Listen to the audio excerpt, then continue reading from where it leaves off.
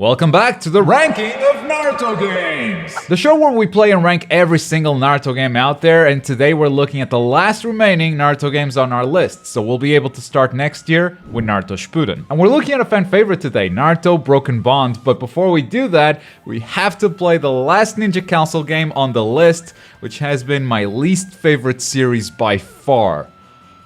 Why do I do this to myself? This video is brought to you by Surfshark. I bet a lot of you guys already know the upsides of using a VPN, all the safety and privacy benefits, being able to browse the internet as if you're from another country. We've all been there, we want to watch something on Netflix or Crunchyroll and the show you're looking for is not available in our country. Well, with a VPN, that's no longer a problem. And if you follow the link down below, you'll get a massive discount of 84% plus 4 months for free when you sign up for a 2-year plan. That's already crazy affordable for an average VPN, but Surfshark specifically has a few features that take it to the next level. First of all, this is my normal internet speed and this is my speed on Surfshark. There's absolutely no significant difference. And it works on unlimited devices, which means I can have my VPN active on my desktop, my tablet, my phone, my mother's phone, all with a single account. So follow the link down below for an 84% discount plus 4 months for free, and Surfshark offers a 30-day money-back guarantee, so there's really no risk in trying it out for yourself. Thank you Surfshark for sponsoring this video. Naruto Ninja Council 2 European version.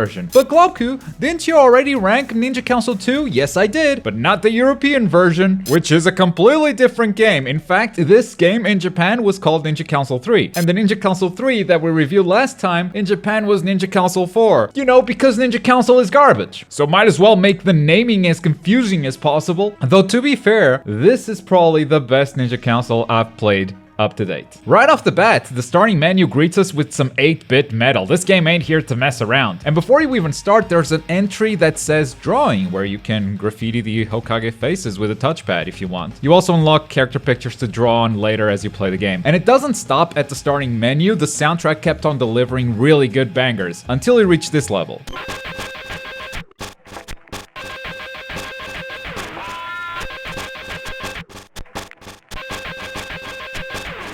I mean, it's no Composition 12, but still, Ninja Council needed to have something weird, I guess. But enough about what's happening on the sidelines, let's talk about the game. First up, you choose a main character with 2 supports. All main characters play pretty much the same with a 3-hit combo, jumps, double jumps, sprints, all that stuff, but they do have different jutsu. To unleash a jutsu, first you have to gather chakra with a touchpad, and depending on how fast you rotate it, you may get a different jutsu. I've heard that this game was a real touchpad breaker back in the day. And yeah, these quick time events, or whatever you want to call them, they are not easy. But yeah, Rock Lee, for instance, his level 1 is just a character buff, while his level 3 is a whole attack animation. Your supports can also launch different jutsu by tapping them on the touchscreen, but honestly, nothing beats Might Guy slapping the curse out of Sasuke.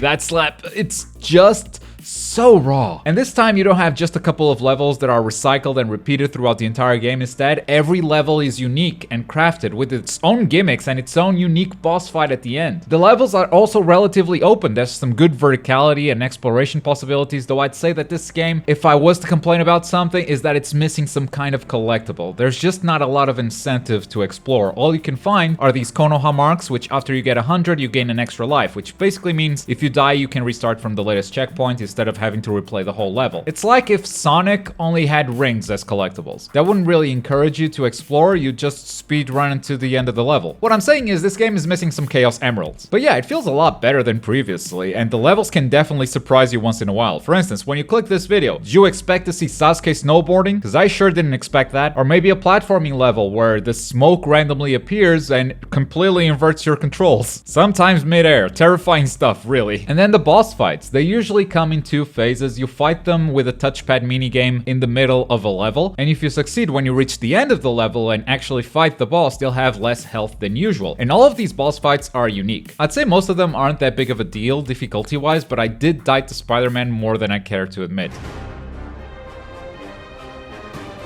And then you reach that final boss, and Orochimaru is easily the hardest boss I ever had to fight in a Naruto game. I know you guys are waiting for me to fight Gaara in Clash of Ninja Revolution 3 or whatever, but so far, Ninja Council 2 European version Orochimaru, he just felt unfair. Not only does he deal a ton of damage, Kabuto just randomly comes in whenever he wants and heals Orochimaru. And they're fully invulnerable while this is happening. You cannot interrupt it. I started to think that this boss fight was actually impossible, so I searched for a walkthrough on YouTube YouTube and found this guy playing the game, and he quit on the same boss fight. He never beat it. Go read the comment section that's like, oh, this boss made this man delete his YouTube channel. Luckily, I did manage to do it on Twitch, not once, but twice. And if you missed that boss fight and you're curious, there should be a video on the second channel, which is basically just my Twitch highlights. That will probably be the next video we post over there, so go subscribe if you haven't yet. You may have noticed that the Sound 4 are the main enemies in this game, but the story doesn't really follow the last arc. Instead, it's just something generic like, the Sound 4 are attacking the village, we must protect it, and that's it. It's barely a story. And it's still super annoying that you can't even touch enemies. It's not like they're attacking you or anything, but simply touching the enemy standing still is gonna knock you down, which makes birds my mortal enemy over any of the Sound 4. But overall, definitely my favorite Ninja console so far. For the first time, I feel like it improved over the first game, even if it lost some of its secrets and collectibles during each level. It still has some of the usual problems that Ninja console games have, but hey, I don't think this is a bad game at all. So we're gonna rank it above all the other Ninja console games, and you know what? I'm gonna go even further and place it above Clash of Ninja and Ultimate Ninja Heroes 2. Clash of Ninja is just an incomplete mess, nothing more than a good concept, and Heroes 2, despite being hours long, it's like 30 minutes of a game repeated over and over. I kind of enjoy this, so D rank right below Uzumaki Chronicles. And it's about time a Ninja console game got out of that bad game zone. But next up, we're gonna rank Broken Bond, the sequel to what's currently our best Naruto game of all time, Rise of a Ninja. Let's see if this is the first game to break the A rank. I'll be right back.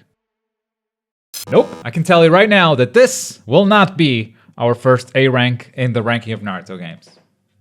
The sequel of Rise of a Ninja does a lot to improve itself. We still got the original soundtrack, the graphics still look good, along with some strong animations and cutscenes. Faces are weird, but other than that, the game still looks good nowadays, and that's really something. They increased the number of characters by a lot, and I mean by a lot. All of them with unique movesets and jutsu, and each jutsu has its own minigame, which means a lot more fan service. I'm a fan, I like to be serviced. Thank you very much. You can still fully explore Konoha. In fact, it's a lot easier to run on water or run up walls since you don't have to gather chakra before doing it. And the area outside Konoha has been increased, so there's even more to explore. But even though the game improved on all of this, I don't think it's a better game than Rise of a Ninja. Let's break it down. The game starts really strong with the epic fight of the third Hokage versus Orochimaru. You play through the different phases of this fight like no other game ever gave you the chance to. And this is just a tutorial. You also get to experience the aftermath from Naruto's perspective. A desaturated Konoha serving as the backdrop as a depressed Naruto attends the third Hokage's funeral. It's a beautiful opening that does everything that Rise of a Ninja did even better, which is highlighting the unique battle moments of the story as well as give player control during these emotional times that aren't necessarily tied to fighting. And no other game in this entire ranking has managed to pull off these moments so well. And then straight to filler. Filler isn't new to this series. Rise of a Ninja had its fair share, but it is so much worse in Broken Bond. There's a lot more of it, and without fail, it's always boring. It's always fighting bandits. It's fetch quests, it's revisiting areas you've been to before, it's solving the same puzzles you've solved before, and the stories are generic and uninteresting. Towards the end, I would even ignore coins just because between me and the coin, there would be a bandit. That's how sick of it I was. Not all of it is terrible though. This time you don't just play as Naruto. They've made several characters playable in story mode, not just in combat, but exploration as well. First of all, when you're in a party, you can freely switch between members and order them to follow you or stay put, which can be used to solve puzzles where you need different characters to stand on different platforms. And each of them also has their unique skills to solve puzzles and grab collectibles. For instance, Akamaru can crawl into tight spaces. Shikamaru can navigate his shadow to access switches out of reach. It's how the game gates some of your progress. You can only get past certain parts once you unlock the right character. However, even though it's cool that you get more characters with unique abilities to explore, the game kinda had no idea what to do with them. For instance, there are these rocks that block your path. Some of them can be destroyed with the Rasengan, others can be destroyed with the Chidori. But then they make Choji playable, and what do? Well, I guess we could spread a bunch of boxes in Konoha for Choji to break with Human Boulder, and then I guess he can also break some rocks. At the end of the day, it just feels like even though we have more characters, we don't have more variety. The missions are even more repetitive than previously. They're so uninspired. And as a whole, I think the Broken Bond experience is a lot worse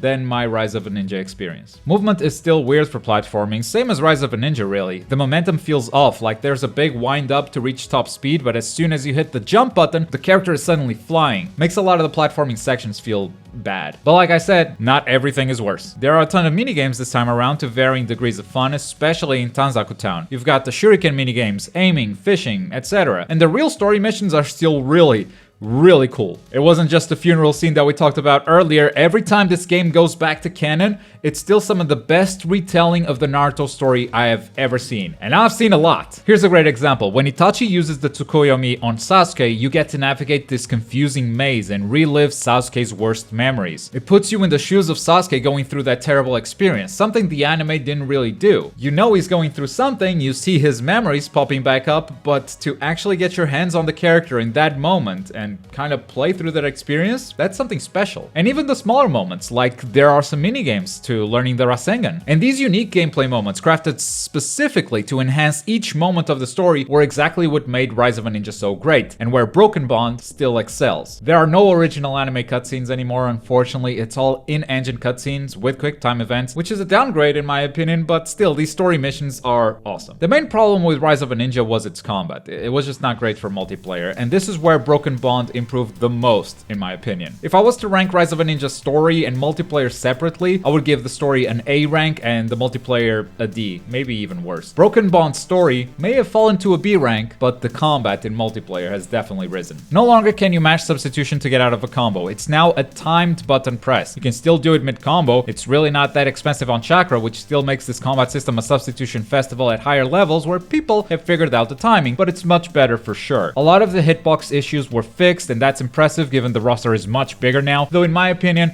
a lot of the basic problems still persist. Each character has a long list of combos that barely matter. You have to learn them, but you'll rarely pull off a full combo if you're playing someone with experience. That's because most combos aren't true. You can just block in the middle of a string. And for strong finishers, even if you get hit by the rest of the combo, you can usually just sidestep them and punish your opponent for whiffing the finisher. Which means finishing combos is usually a bad idea. It's so counterintuitive. And then there's the jutsu minigames, which I think they're awesome for story mode, but in a multiplayer setting, I'm not the biggest fan. The servers for this game aren't online anymore. I couldn't test the netcode or anything like that, and it's hard to say if this is exactly how it all went, but that's what I was able to gather from taking this game into practice mode, which sucks, by the way. You cannot set your training dummy to do anything other than just AI difficulty. But yeah, based on that and a lot of YouTube videos of online matches, I think, yeah, it's definitely an improvement over Rise of a Ninja, but it's still not a great combat system. So in conclusion, it's a much worse story experience compared to Rise of a Ninja, despite them giving us a bunch of characters to play with. The filler really just ruins it, and the mission structure, the types, they're all very repetitive unless you're playing the canon story. But it's a much better multiplayer experience. That said, I do think these games have a very heavy focus on the single player, with the multiplayer being a bit of an afterthought. It completes the experience, but it's definitely not the main focus. I kinda struggled to place this game. I knew it was below Rise of a Ninja, but I wasn't sure if I was also gonna put it below Ultimate Ninja 3. But in the end, I think the story in Broken Bond definitely has more to offer. So we're gonna rank it above Ultimate Ninja 3, making it the second best Naruto game of all time.